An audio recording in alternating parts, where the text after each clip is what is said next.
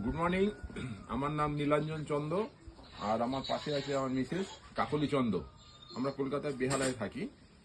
তো আমি কলকাতা মেট্রো রেলের একজন অবসরপ্রাপ্ত কর্মচারী। তো অবসরের পর কি করা, কোনো কাজ নেই, তাই আমরা ঘুরে বেড়াই। তো ইউটিউব দেখতে দেখতে একটা হোমস্টে সন্ধান পেলাম। এটা কালিম্পংয়ের সিনজি জেলায় অবস্থিত বিশ্বরূপ হোমস্টে। তো যথারীতি আমরা এখানে যারা কর্মকর্তা আছে তাদের সঙ্গে যোগাযোগ করে এখানে আমরা আসি। আমরা গতকাল এসেছি, আজ হচ্ছে আমাদের বেরিয়ে যাওয়ার দিন। আজ হচ্ছে 7 তারিখ, 7ই মে। আমরা 6 মে এখানে এসেছি। এই একদিনের অভিজ্ঞতা আমি আপনাদের কাছে শেয়ার করছি। আমি জানি না আমার কথাটা কত দূর যাবে। প্রথম কথা, এখানকার যারা কর্মকর্তা বিশ্বজিৎ আর শশীকর, এদের কোনো তুলনা হয় না। মানে এত বড় আতিথেয়তা। আর হোটেলটার নাম হচ্ছে, হোমস্টেটার নাম হচ্ছে বিশ্বরূপ হোমস্টে। তবে বিশ্বরূপ দর্শন করা যাবে কিনা জানি না, তবে ওয়েদার ভালো থাকলে কাঞ্চনজঙ্ঘা দর্শন করা যাবে, এইটুকুনি আমরা বলতে পারি।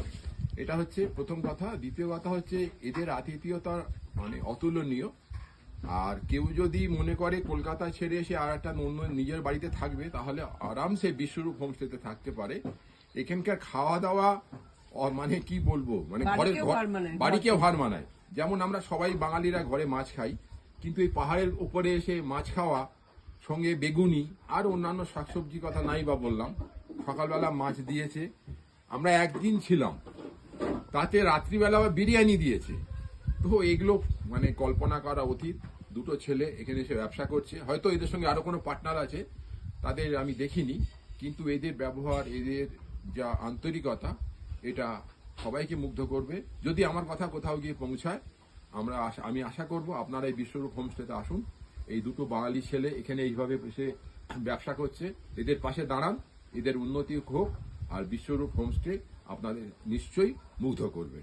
নমস্কার। সবচেয়ে বড় কথা, এখানকার লোকেশনটা এত সুন্দর, মানে এদিক থেকে চারিদিকের ভিউটা দেখা যাচ্ছে, মানে একটা যেন অন্য জগতে এসে পড়েছি। শান্তিপূর্ণ একটা জগৎ, পাখির ডাক সকালবেলা, মানে অসম এক কথায়। মানে 100-এ 100 দেওয়া যেতে পারে, 100-এ 200-ই দেওয়া যেতে পারে, এত সুন্দর জায়গাটা।